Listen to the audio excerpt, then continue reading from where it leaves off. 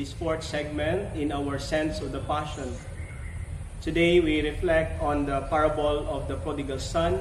It's the fourth Sunday of Lent. Perhaps one of the most familiar parables of Jesus is the prodigal son.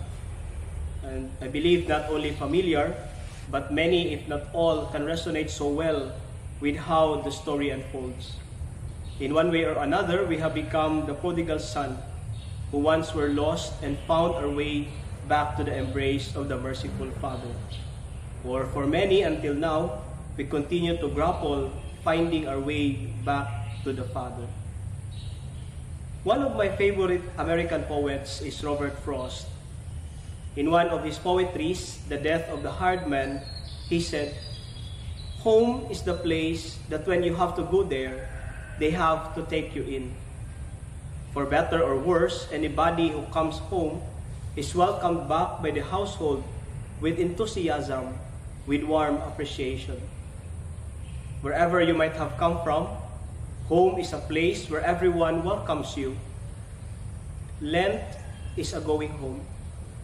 It is a way of remembering how much God loved us despite our continued sinning and sinning and sinning. It is a going home to the unconditional love of God. It is a going home to the place where God offered His very self. It is a going home to the cross of Christ. Lent is a remembering of that day when God recovered us from sin, when God made us live again and took us into His home. Dear friends, the parable of the prodigal son speaks of homecoming. The homecoming of a son who squandered his father's treasures. In the parable, the younger son asked the share of the property. He asked this while the father was still alive. In the mentality of the Jews, even in our mentality, asking the share of the property while the father or while the parents are still alive is a great insult. It was considered a curse, as if telling, mamatay ka na. And yet the father still gave to the younger son the share of his property. For the younger son, the material goods seemed to be more important than his relationship with the father. Give me the share of the property. The son is running away from the father. It is a recognition of his independence that from now on, he can do everything by himself. Then he went to a far-off country, to a pagan land. It is not only an experience of running away, but really an utter separation from the Father, a deliberate rupture of a love relationship. Running away, separating from the Father, it was not enough for him. He squandered everything. Squandering his inheritance means divesting himself from everything that is related to the Father. He is renouncing his participation in the family life. Kasi ang lupang ipinamana is supposed to be ipamamana din sa susunod na generations. And in the context of the Jubilee, after 50 years, the land will be returned to the original owner. But to sell it, squandering it in a pagan land, in a foreign land, means that the land, the property, will never be returned to them. In the eyes of a Jew, this is a series of disgusting activities. As the family inheritance, squandered it, lived in a pagan territory, lived in immoral living, slave to feed the pigs. For the Jew, this story sounds very disgusting. The parable was twisted when the son has finally come to his senses. He contemplated to return to his father. He thought that it would be better for him to be a slave in his father's house. He rehearsed his speech, then he returned home. The response of the father was shocking. It was even more controversial than the disgusting attitude of the son. All these years that the son was away, the father has been waiting from the distance, waiting for the return of his son. When he saw the son coming, he did not wait for the son to arrive home. he ran towards the son. And while the son was delivering his speech, the father cut him and asked his servants to bring him the best robe, put on his ring, and put on shoes on his feet. The father returned to the son his original dignity, the identity that was his before he ran away from his family. Friends, here Jesus reveals to us an embracing father who waits for the return of his children. And no matter how far we flee from the love of God, a return to God's house is still the best option.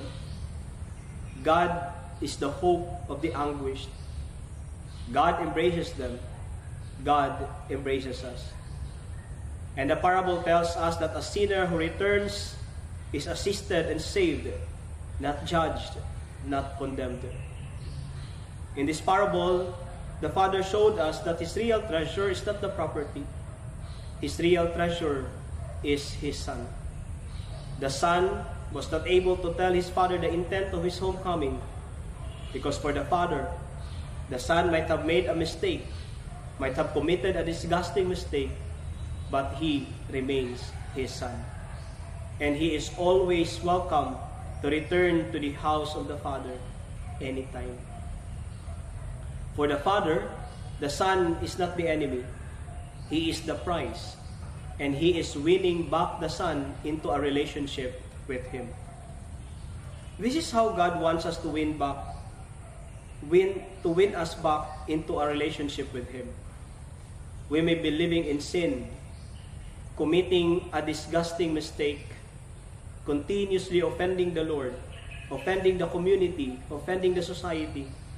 But the Father is always waiting for us to return to him, to go back to the embrace of the Father. I invite you now to pause for a moment and let us take this on a personal note. I want you to close your eyes and maybe think of a certain sin that you might be struggling now. Certain weakness, something that you are really ashamed of, something that makes you feel so disgusting. Then imagine the Father running towards you. And you want to tell him, Father, I am ashamed of myself. I am not worthy to be called your son. Take me as one of your slaves. Imagine the Father clothing you with the best robe, putting on your ring and sandals, giving you back your dignity as a children of God. The Father wants us to come back to him. Run to God, and he will embrace you with joy. Now we come to the second part of the parable. I think this is the main point of the parable. Jesus switched the attention to the other son, which was contextually the real intention of Jesus, to address the Pharisees and the scribes. When the elder son arrived, the elder son did not enter the house. He could not stand on the father's unconditional love. He was so angry. He was frustrated. He cannot rejoice with the conversion of his brother. He always competes and compares himself with his younger brother. He is a kind of son who works so hard, but with the expectation of being compensated. This is the language of a mere laborer, a worker who expects a salary after a hard labor. He kept on comparing his performance with his prodigal brother, just to let the father know that he deserves more love and attention. He defines himself by what he does and by what he achieves. He said, "Look, all these years I have worked for you like a slave." He did not work as a son. He worked as a slave. And he said, "I have never disobeyed your orders, but what have you given me?" For the elder son, love is something to be earned. It is a reward. You have to work for it in order for you to be deserving. But for the Father, love is a pure gift. It is given even to a person who is unworthy of love. At some point, we are like the elder son. We cannot rejoice at the conversion of our brothers and sisters who return to God. While others are recovering from their sinfulness, struggling to keep things right, most of us kept on remembering their sins. Remember, this is addressed to the Pharisees and scribes who are frustrated at Jesus relating to sinners. Jesus is challenging the Pharisees and us to take the decision whether to come into the party and rejoice at the return of our brothers and sisters, or stay outside, frustrated, angry, disgusted. Jesus is reminding us that whenever He sees a sinner, He sees His sons and daughters returning home. This calls for us to be compassionate and mutually forgiving, welcoming a sinner who comes back home. Before, I had a very complacent understanding of the mercy of God. That is why I don't go to confession. In my mind, anyway, God will forgive me. He is loving, He is merciful. He will forgive whatever faults I will make before Him. But deep inside, it was not God's mercy. It was the shame that I have for the sins that I commit. And I do not have the courage to approach the sacrament and confess my sins. I had a 30-day retreat in Bukidnon. In one occasion, I made a very fruitful confession. It was a tell-all, everything, even the sin that I have kept in me. And my shame was turned into gratitude. The priest confessor never judged me. He never condemned me. He did not treat me lightly, but He treated me so well. He showed me that my sins cannot compare the mercy of God.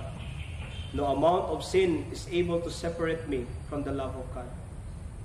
From then on, I saw the sacrament of confession as the sacrament of God's love, not a remedy for my sins, but God's way of affirming that I am His. For years now, I am confessor to the Passionist nuns. At first, I don't want to get it. I am too young. I was less experienced of the sacrament. These are nuns. How will I administer to them? But when I started to listen to the confessions of the nuns, I started to appreciate the sacrament better. Truly, it's not me. It is never me. After all, it is God. God sits at the confessional, listening to the spiritual battles of the nuns. And as I felt trusted, my sense of sin and forgiveness was also nourished.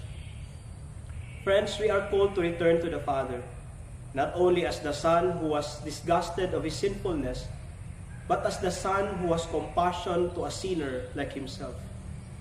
Remember Robert Frost, home is the place that when you have to go there, they have to take you in. For better or worse, one who comes home is welcomed back. Whenever we might have come from, home is a place where we are welcome. So we return to the embrace of the Father at home in God.